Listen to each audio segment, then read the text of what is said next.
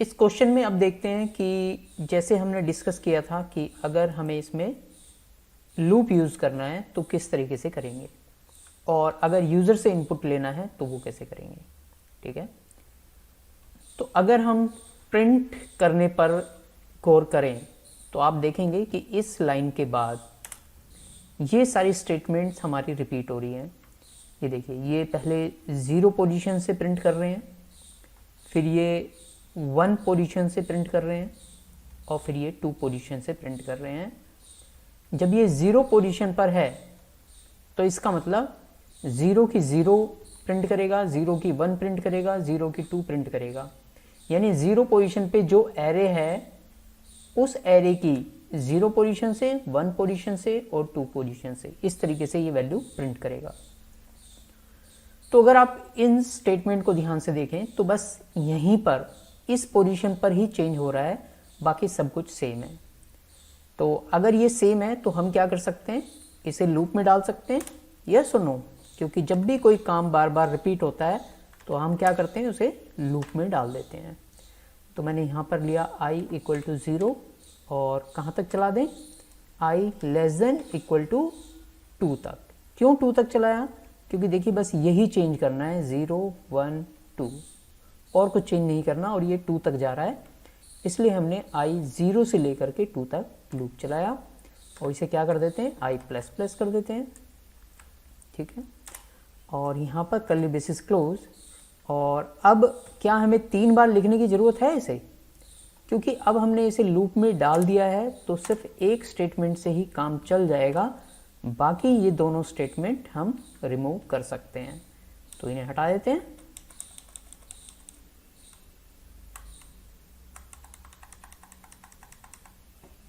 ठीक है, तो इस स्टेटमेंट से ही हमारा काम हो जाएगा। और क्या करना पड़ेगा, क्योंकि ये वैल्यू चेंज करनी थी तो यहाँ पर हम क्या लिख सकते हैं, i। तो जब i की वैल्यू 0 होगी तो ये ARR 0 0 बन जाएगा, i की वैल्यू 1 होगी तो 0 1 बन जाएगा, i की वैल्यू 2 होगी तो 0 2 बन जाएगा। ठीक है, तो जिस तरीके से मैंने इसे कन्वर्ट किया है उसी तरीके से मैं इसे भी कन्वर्ट कर सकता हूँ, क्योंकि यहाँ पर भी बस यही चेंज हो रहा है। तो इसके लिए भी एक लूप चला सकते हैं, आप कोई दूसरा वेरिएबल ले सकते हैं यहाँ पर, और अगर आप i ही यूज़ करना चाहते हैं तो फिर i को आप यहाँ से हटा करके कहाँ दे दें, इससे बाहर डिक्लेयर कर दें इंट i इक्वल टू 0, या सिर्फ i भी देंगे तो भी काम चल जाएगा, क्योंकि i इक्वल टू 0 हमने यहाँ पर दे रखा है। तो इससे इस लूप के बाहर भी i हमें अवेलेबल हो जाएगा। और यहाँ पर लेकिन i को फिर से 0 करना पड़ेगा, क्योंकि जब इस लूप से i बाहर आया होगा तो i की वैल्यू कितनी हो चुकी होगी, 3 हो चुकी होगी, क्योंकि इक्वल टू 2 तक तो लूप चला होगा, जब i प्लस प्लस होकर के 3 हुआ होगा, जब कंडीशन फॉल्स हुई होगी, और उसके बाद ही कंट्रोल यहाँ से बाहर आया होगा। यानी यहाँ पर अगर i की वैल्यू प्रिंट करेंगे तो वो 3 होगी, लेकिन हमें कहाँ से स्टार्ट करना है, फिर से 0 से, इसलिए i इक्वल टू 0 हमने फिर से लिखा।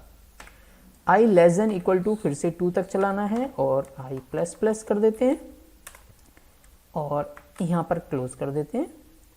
फिर से ये 3 बार लिखने की ज़रूरत नहीं है, बाकी ये दोनों स्टेटमेंट्स हम यहाँ से रिमूव कर देते हैं। ठीक है, और ये क्लोज। और क्या चेंज करना पड़ेगा, क्योंकि सिर्फ ये वाली वैल्यू चेंज करनी है, 1 की 0 1 की 1 1 की 2, और i हमारे लिए ये काम कर सकता है। तो ये हमारा दूसरा लूप, और इसी तरीके से मैं तीसरे लूप को भी यहाँ पर चेंज कर देता हूँ। तो देखिए यहाँ पर हमने उन सभी स्टेटमेंट की जगह सिर्फ 3 लूप चला दिए हैं। अब भी हमारा सेम रिजल्ट आएगा। एक बार कंपाइल कर लेते हैं और रन करके देख लेते हैं। रन करने से पहले एक चीज़ और करनी पड़ेगी, यहाँ पर भी हमें i करना पड़ेगा। ठीक है, वरना ये हर बार 0 पोजीशन से प्रिंट कराता। अब हमने i लिख दिया है तो सेम आउटपुट अभी भी हम गेट कर पाएंगे, ये देखिए। ठीक है, लास्ट में 0 दिखा रहा है, एक बार देख लेते हैं। 2 की हाई पोजीशन, ओके, हमने ये 3 तक चला दिया है, जबकि कितने तक चलाना है, 2 तक। कंपाइल करते हैं और रन करते हैं। ये देखिए, अब अगर आप इस कोड को ध्यान से देखें तो आप देखेंगे कि अब ये वाला लूप एग्जैक्टली सेम रिपीट हो रहा है। कितनी बार रिपीट हो रहा है? 3 बार रिपीट हो रहा है। और इस पूरे लूप में एग्जैक्टली सेम लूप है, बस चेंज कहाँ हो रहा है? यहाँ पर। पहले लूप में ये 0 है, दूसरे लूप में ये 1 है और तीसरे लूप में ये 2 है। बाकी सब कुछ सेम है कि नहीं? तो हमें पता है कि जब कोई काम बार बार रिपीट होता है तो हम उसे कहाँ डालते हैं? लूप में। अब क्योंकि ये लूप पूरा का पूरा 3 बार रिपीट हो रहा है तो हम इस पूरे लूप को भी 3 बार लिखने की बजाय क्या कर सकते हैं? एक लूप में डाल सकते हैं। तो हम क्या करते हैं फिर? अब हम यहाँ पर एक लूप और लगा देते हैं for int j equal to 0। क्यों लगाया है 0? क्योंकि देखो ये 0 है, फिर अगले लूप में 1 हो जाएगा, फिर अगले लूप में ये 2 हो जाएगा। तो इसलिए 0 से स्टार्ट होगा और कहाँ तक चलेगा?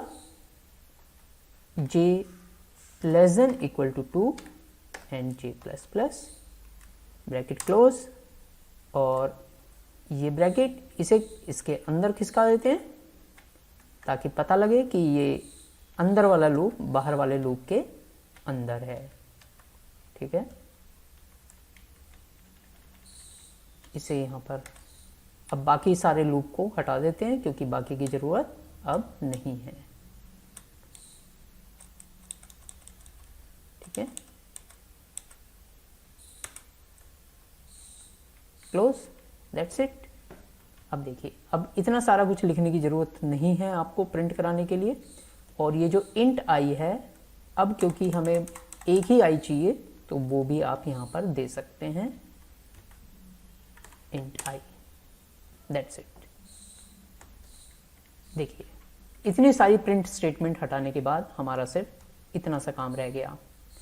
अब एक बार देख लेते हैं। देखो, जब जब j 0 है तो कंडीशन चेक होगी, j लेस देन 2 है क्या? हाँ है तो i 0 होगा और यहाँ पर हमें j लिखना पड़ेगा, j 0 i 0, यानी 0 0 से ये प्रिंट कर देगा। उसके बाद कंट्रोल कहाँ जाएगा?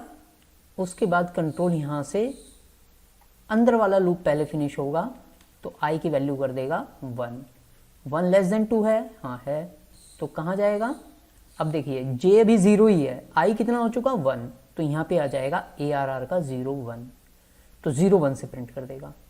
इसके बाद फिर से i में इंक्रीमेंट होगा और i की वैल्यू कितनी हो जाएगी? i की वैल्यू हो जाएगी अब 2 लेस देन 2 है, लेस देन तो नहीं है लेकिन इक्वल टू का भी साइन है और इक्वल टू है, 2 की i की वैल्यू 2 ही है, तो यानी कंडीशन ट्रू हो गई, अंदर जाएगा। j अभी भी 0 ही है, i 2 हो चुका है, यानी 0 2 से प्रिंट कर देगा। ठीक है, इसके बाद कहाँ जाएगा कंट्रोल?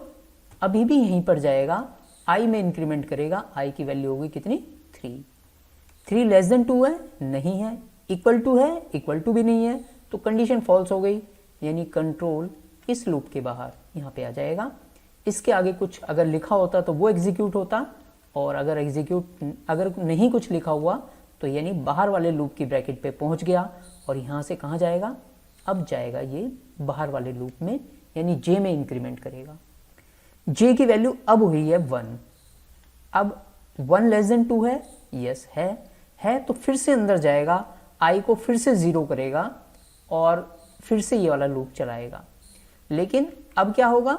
अब j की वैल्यू क्योंकि 1 है तो 1 0 से प्रिंट करेगा, फिर 1 1 से प्रिंट करेगा, फिर 1 2 से प्रिंट करेगा। ठीक है, फिर से i का लूप फिनिश होगा, फिर j में इंक्रीमेंट करेगा। इस तरीके से ये पूरे लूप को चलाते हुए सेम रिजल्ट आपको देगा। चला के देख लेते हैं एक बार। ये देखिए, क्लियर? यस और नो? ठीक है, अब देखते हैं कि ये जो इनपुट हमने यहाँ पर लिया, अगर हमें ये यूज़र से लेना है तो क्या करेंगे?